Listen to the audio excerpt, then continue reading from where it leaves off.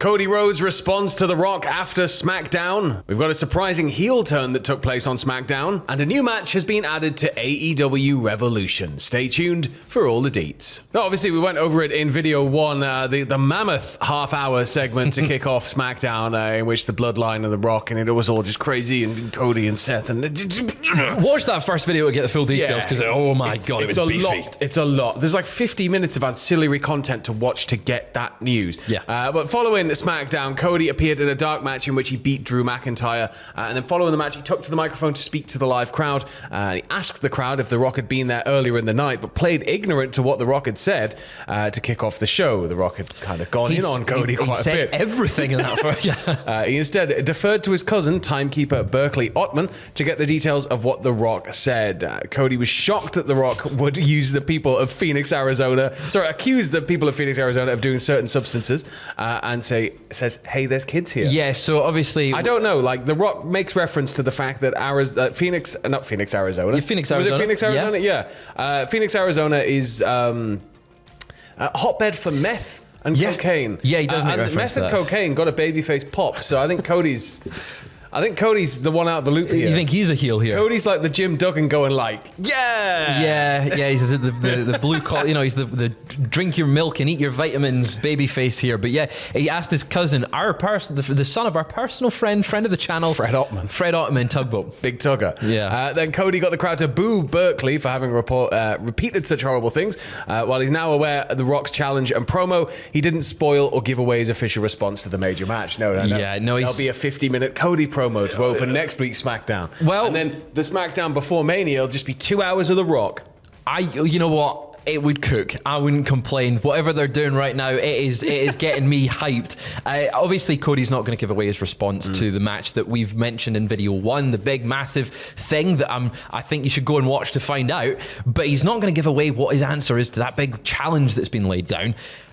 I think he should say no. You think he should say no? I think he should just say no. Heard it right here, folks. Yeah. What's he going to do? Like, he's already in the main event. Yeah, he is already in there, isn't he? I guess The Rock says no. The Rock just fires him. Just fires him as his boss. Imagine The Rock fires Cody kayfabe, and then Cody comes back like the day before Mania. Day before, yeah. That would be as we've said, it would cook, Sam. It would cook. Well, keeping it with SmackDown real quick, we had a surprising, or not so surprising in my case, heel turn here. Despite only returning 2 weeks ago and siding with Bayley, it seems her intentions were not so genuine, as Dakota Kai has now finally completely officially turned on her former friend and sided with Damage Control. Now, there was a bit of friction when she sort of saved Bayley the other week. She went to hit Bayley with a chair quite visually. Oh, yeah. And then Bayley sees her and she goes, and then hit someone else with a chair instead.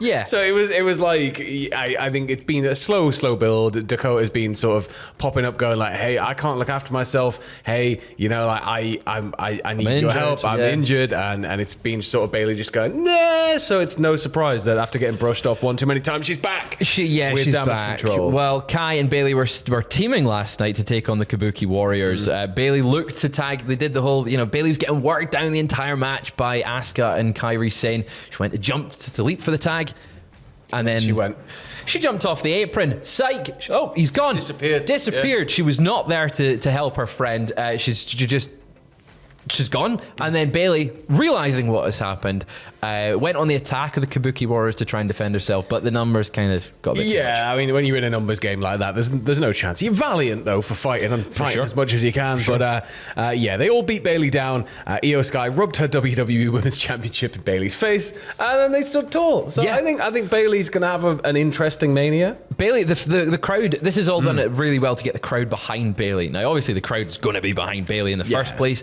It's Bayley, but this has done a really good job of instantly just separating her from Damage Control and making her like the underdog, which Bayley is a veteran. She shouldn't be the underdog, but she feels like it here, and it works. It works, and it's a role we know Bayley is fantastic in. So, but I'm keen to see what I keep saying new Bayley. What like new Bayley compared to old Bayley would be like in that sort of babyface position. Bring her, because like she's not going to bring out the wacky inflatable arm. No, this is things like I want to maybe see Bayley without any of that presentation as a face, just to see what it'd be like. Right? It's one of those big curious questions. And she's getting over at the moment, and I can't wait to see WrestleMania for her to beat that evil Io Sky. One final piece of news from SmackDown here. Jade Cargill appeared on last night's SmackDown, came face to face with the now reunited Damage Control minus Bayley. As the group were then walking a corridor backstage, they were met by Cargill. Sky and the rest of the faction then looked quite surprised to see her, and then Nick Aldis quickly interjected and asked Cargill to join him in his office. Yes, we had a little. They kind of Io Sky kind of cowered in fear of Jade Cargill. I'm not surprised. It's Jade bloody Cargill, but she'd like rip you in half. Yes, she would. Yeah. Well, she sort of stood tall against them, and when I say tall, towered over the entirety of Damage Control. And the crowd gave a massive roar and knows that Jade's probably coming for that women's title at some point. Maybe she just packs them and stacks them Roman style. Mania, walks off with the belt. See you later. All four of them. Yeah. All four of Damage Control. And then we've just got like a parallel women's division story. Hey, just run it again for the next 4 years to the women's division. That's and then we'll do the IC belt. And then... But this is giving a good indication that she's likely headed to SmackDown. Nick Aldis pulling her into that office and being like, hey, it's time to chat. Largely, it was one of those things where I think she was going to be a net benefit wherever she ended up. But I think SmackDown in particular... Yeah, I think SmackDown is the perfect show for Jade. Although it keeps her away from Rhea Ripley for a wee while, which is maybe a good thing. But that's good, because you don't want it to kind of... I think that's something you can build to and you can really extend. It doesn't have to just be a boom, like statement arrival. Give us that dream match with like Bianca at some point with Rhea. Hey, her and Charlotte would be really good when Charlotte has returned from her injury. I'm game for whatever Jade's going to do on SmackDown. Well, moving over to the other side of the fence now in AEW, one name that's been absent recently has been Roosh, but it looks like he could be set for a comeback after he tweeted out, I will have my work visa with AEW. I am injury-free and cleared to wrestle. I am ready for everyone to see a real luchador, El Toro Blanco, Roosh. PW Insider reported that Roosh had requested his visa to be done via AEW, and that's the reason that he's been absent from TV. Now the process is done, he's set to return shortly. So Roosh back in the swing of things, which is great news. Yeah, it's really great to see, because he has... it feels strange because he wasn't a major part of AEW's TV presentation for a long while. He had a bit of a decent run, and then he just disappeared. And it has left... Well, it has left a notable gap, I think, and having him come back, he can freshen up some of that international title scene. Well, this is, I think, having the visa taken care of as well in a situation right now that's ongoing regarding, is it CMLL? The CMLL talents, which is a whole visa mess. So the fact that it's been sorted by AEW as well, that's great. And I think that Roosh is just somebody who I can't wait to see him back in there, stamping on people, hitting people really hard, hitting them hard, just absolutely wrecking the joint. Like him versus Ospreay, Okada, Monet, all of them. Yeah. Just give them everyone. Just give them everyone. Yeah. We've also got a new match confirmed for AEW Revolution, with Tony Khan announcing on Twitter that on the AEW Revolution 0 hour, it's going to be Chris Statlander and Willow Nightingale versus Julia Hart and Sky Blue, which would be quite a nice little match. Yeah, which I've realised me and Tom have not been able to make a prediction for, so you'll have to tune in. Choose now. You'll have to tune in on the live stream. Choose now. There's too much pressure. Make your choice. You'll have to tune in for the live stream to find out what we've predicted for that one.